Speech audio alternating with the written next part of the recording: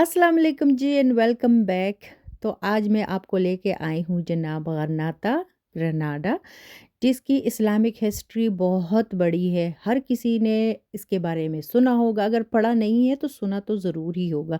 अच्छा, हम लोग यहाँ पे आए थे, रात को ही हम आ गए थे और आज का दिन रेस्ट करने का था, लेकिन थोड़ा बहुत गरनाता को भी देखना था। अच्छा, मैं आपको गरनाता की सैर तो कराऊंगी ही और सब कुछ दिखाऊंगी भी, लेकिन आप लोगों के क्वेश्चन जो है जो आते हैं इंस्टाग्राम पे, तो उनके भी जवाबात मैं आप लोगों को दूँगी। सबसे पहले जो एक क्वेश्चन आता है कि आप इतना ट्रैवल करती हैं तो आपका इतना खर्चा इस पे, मतलब इस पे कितना खर्चा आता है? अच्छा, यहाँ पे हम लोग आइसक्रीम खा रहे थे और गरनाता की भी सैर कर रहे थे। यहाँ पे अलहम्रा भी है करीब में।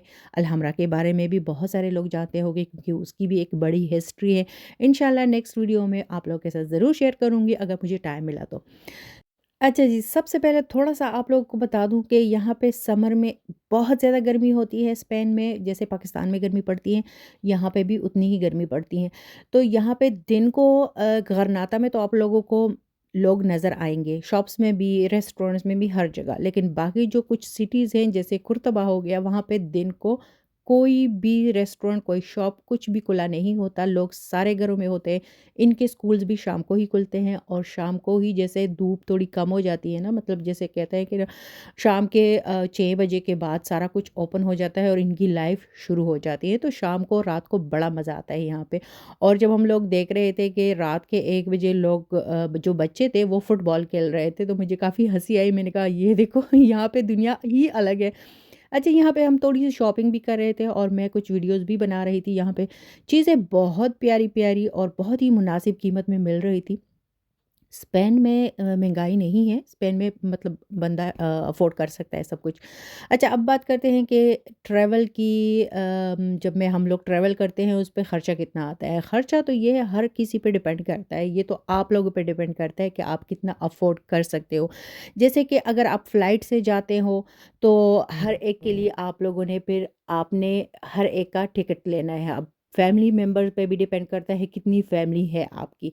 और अगर आप गाड़ी से जाते हो तो एक पर्सन की टिकट में आपका जो तेल का खर्चा है वो आ जाता है। फिर बात आती है रहने की, कि आप लोग लग्ज़री कुछ अपार्टमेंट या होटल लेना चाहते हो या फिर नॉर्मल, जैसे कहते हैं ना कि कोई कोई जाता है बाइक पे, तो कोई जाता है गाड़ी में, तो कोई जाता है बाय एयर। तो हर एक का खर्चा अलग-अलग आता है। फिर रहने के पे भी डिपेंड करता है और खाने-पीने पे भी डिपेंड करता है। कुछ लोग ऐसे होते हैं कि वो कुछ ज़्यादा ही, मतलब लग्ज़री सारा कुछ चाहते हैं।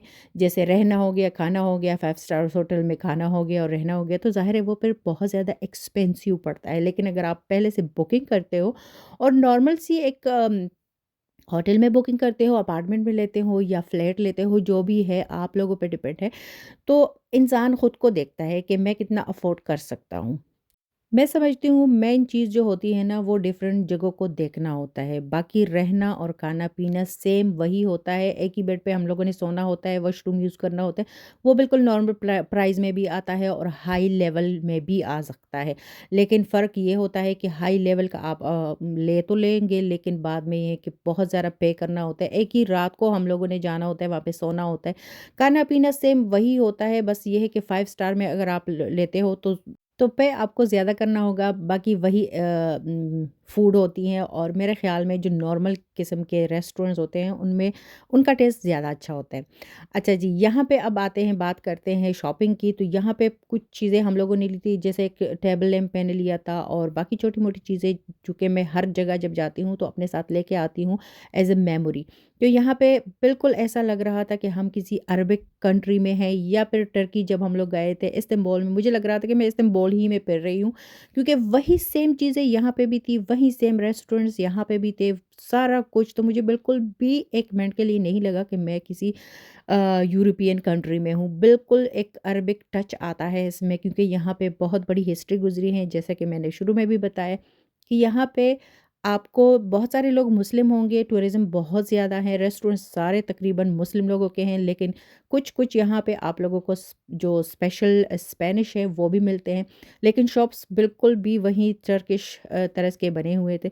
तो लग ही नहीं रहा था कि यहाँ पे बस एक कुदरती एक माहौल बना हुआ है कि आपको फ़ील होता है कि यहाँ पे अरबिक लोग गुज़रे हैं। तो यहाँ पे जब आप अल-हमरा जाओगे, अल-हमरा को देखोगे तो भी लगता है कि हाँ, हम किसी इस्लामिक कंट्री में आए हैं, ना कि ये यूरोपियन कंट्री है, बट फ़ील नहीं होता। और स्पेशली गरनाता में बहुत बड़ी हिस्ट्री गुज़री है, तो इसलिए उनके असरात अभी भी मौजूद हैं यहाँ पे। आप आओगे तो बहुत एन्जॉय करोगे गरनाता में, काफ़ी बड़ा है ये भी, और देखने के लिए भी बहुत कुछ है, एन्जॉय करने के लिए भी बहुत कुछ है, शॉपिंग करने के लिए भी बहुत कुछ है। तो मज़ा आता है शाम को, रात को, यहाँ पे तो रात और दिन को, मतलब गरनाता में आप रात को भी घूम फिर सकते हो, आप दिन को भी घूम फिर सकते हो, बट ये है कि थोड़ी-सी गर्मी होती है, धूप धूप बहुत तेज़ होती है, जैसे कड़ाकेदार पाकिस्तानी धूप यहाँ आपको मिलेगी। ये है कि दिन को इतना एन्जॉय बंदा नहीं कर सकता क्योंकि ट्रैवल में थोड़ी-सी दिक्कत आती है, लेकिन शाम को यहाँ पर लाइफ़ शुरू हो जाती है और बहुत मज़ा आता है यहाँ पे।